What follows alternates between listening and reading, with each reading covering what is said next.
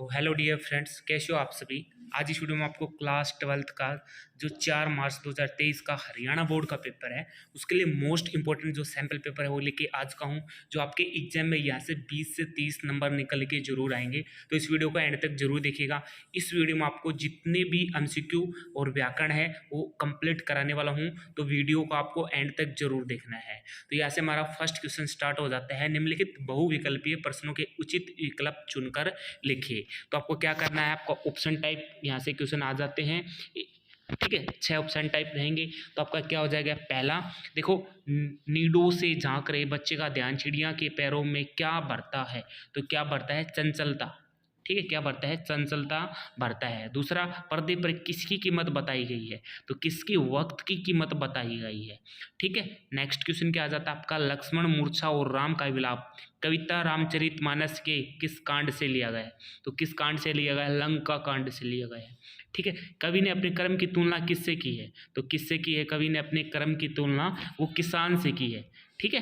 Next question क्या आ जाता है, कवि के अनुसार कौन रात बीतने पर पाप के अध्याय खोलता है। तो कौन, चित्रगुप्त, ठीक है। कौन, चित्रगुप्त पाप के अध्याय खोलता है। नेक्स्ट क्वेश्चन क्या है, कविता रूपी फसल की कटाई कितनी बार की जा सकती है, अनंत बार, ठीक है। हम कितनी अनंत बार उसकी फसल की कटाई कर सकते हैं, कविता रूपी फसल की, ठीक है। अब आ जाते हैं सप्रसंग व्याख्या करना है आपको, ठीक है। ये आपको खुद करना है और आपको ये जो आपका पैराग्राफ है वो आपको देखना आपकी हिंदी में कहाँ से, कौन से लेसन से आया, कौन से पार्ट से आया है, उसे सप्रसंग व्याख्या आपको जरूर करनी है। क्योंकि मैं इस वीडियो में आपको जो जितने भी लॉन्ग टाइप क्वेश्चन है वो करवाऊंगा, तो वीडियो लेंथी हो जाएगी और आपको जो क्वेश्चन है वो खुद से पढ़ने पड़ेंगे। तो आपको जो क्वेश्चन है वो मैं आपको बता देता हूँ किस तरीके से आएंगे, तो आपको इनको देखना है।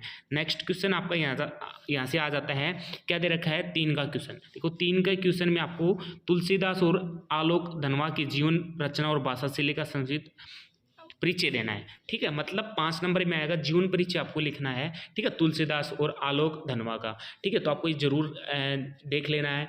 अब नेक्स्ट क्वेश्चन 4 का है, क्या है, आपको 2 क्वेश्चन दे रखे हैं, उन दोनों का आंसर देना आपको, ठीक है। सूर्योदय होने से उषा का कौन सा जादू टूट रहा है, कवि किस दृश्य को लेकर रोक कर रखना चाहता और क्यों, ठीक है। ये क्वेश्चन है। नेक्स्ट क्वेश्चन क्या आ जाता है, अब ये भी बहुविकल्पीय क्वेश्चन आ जाते हैं 1-1 नंबर में।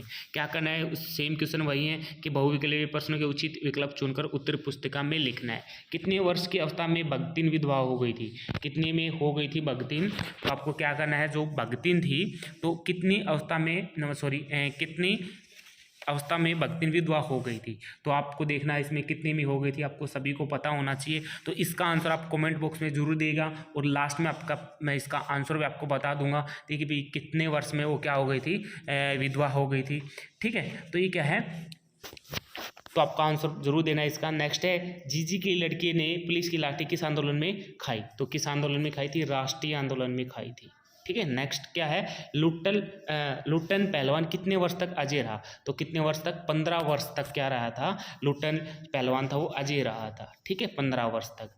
नेक्स्ट क्वेश्चन क्या है, शिरीष के फूल को संस्कृत साहित्य में कैसा माना गया है। तो कैसा माना गया है, कोमल माना गया है, सख्त, मुलायम या कठोर। तो किस तरीके से माना गया है, कोमल माना गया है, ठीक है।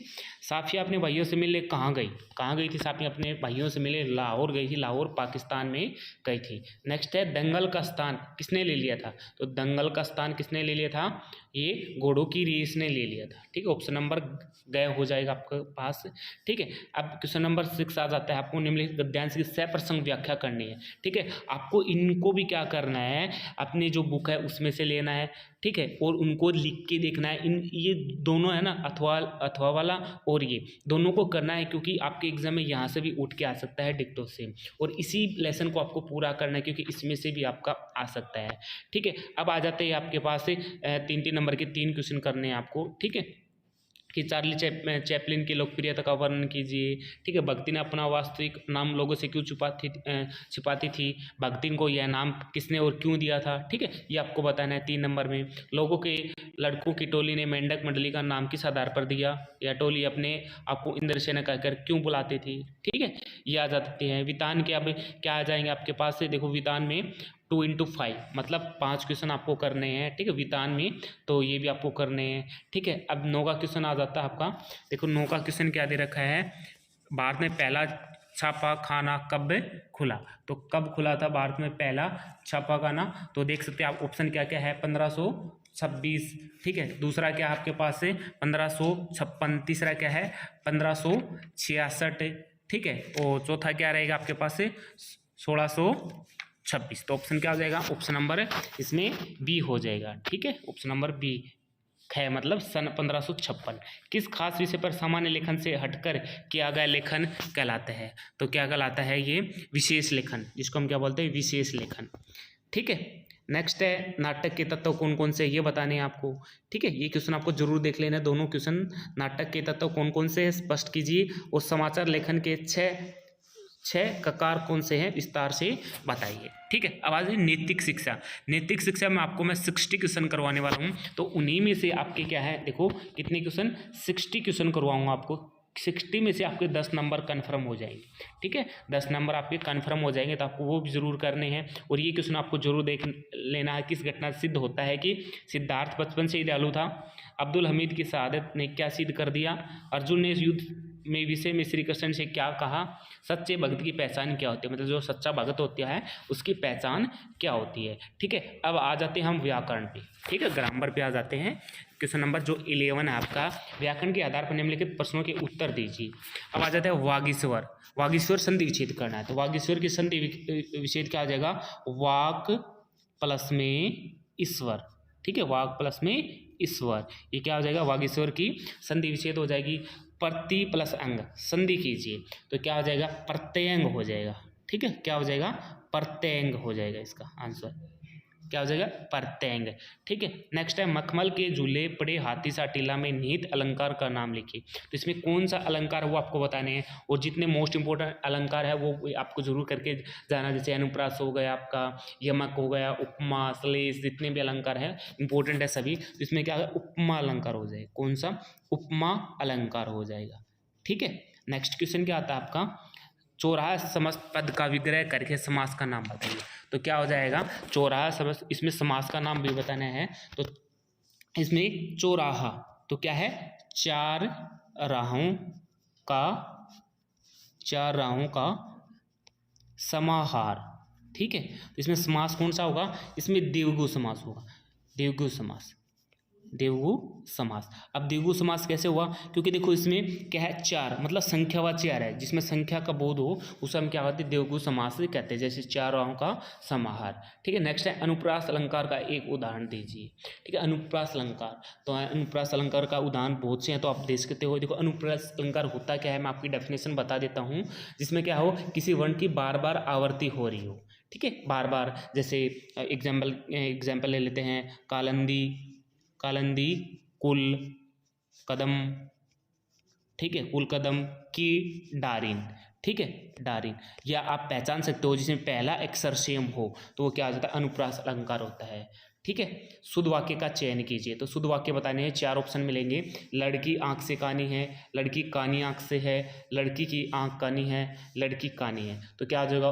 करेक्ट आंसर क्या हो जाएगा? लड़की कानी है। देखो लड़की कानी, हम ये नहीं बोलते आंख से कानी, तो आंख से ही तो होगी वो कहानी, ऐसे थोड़ी है मतलब कि मुंह से कहानी हो जाएगी, ठीक है। तो लड़की कहानी, ऑप्शन नंबर डी हो जाएगा। शुद्ध वाक्य का चयन करना है। इसमें भी 1 नंबर का, मेरे पास एक पेन है, ठीक है। क्या है? मेरे पास एक पेन है, पेन केवल मेरे पास है, एक पेन मेरे पास है, केवल मात्र एक पेन है। तो क्या हो जाएगा? मेरे पास एक पेन है, ऑप्शन नंबर ए हो जाएगा, ठीक है। नेक्स्ट क्या है? चक्रधर शब्द में समास। तो चक्रधर समास कौन सा हो जाएगा? बहुब्रीहि समास हो जाएगा। कौन सा? बहुब्रीहि समास, ठीक है। किसमें? चक्रधर में, बहुब्रीहि। तो नेक्स्ट क्वेश्चन क्या है? स्वर संधि की परिभाषा उदाहरण सहित दीजिए। तो क्या हो जाएगा आपका? स्वर संधि किसे कहते हैं वो बताना है। तो लिख देता हूँ यहाँ पे, दो स्वरों के मेल से होने वाला या होने वाले विकार को क्या परिवर्तन बोल सकते हैं, या परिवर्तन को क्या कहते हैं? स्वर संधि कहते हैं। क्या कहते हैं? स्वर संधि कहते हैं, ठीक है। क्या हो जाएगा? 2 स्वरों के मेल से होने वाला विकार, मतलब 2 शब्द मिल गए उनसे होने वाला विकार या परिवर्तन, उसको स्वर संधि कहते हैं। तो उदाहरण क्या हो जाएगा इसका डियर फ्रेंड्स? ये हो जाएगा आपके पास विद्या प्लस आल्य, विद्या प्लस अल्ले, ठीक है। तो देखो 2 स्वर का मेल कर दिया हमने, तो हमसे कोई नया शब्द मिला, वो क्या मिला, विद्यालय, ठीक है, विद्यालय। ये क्या है, इसको स्वर संधि कहते हैं। तो ये थे आपके क्वेश्चन। वीडियो पसंद आए वीडियो को लाइक व शेयर आपको जरूर करना। तो थैंक यू डियर फ्रेंड्स।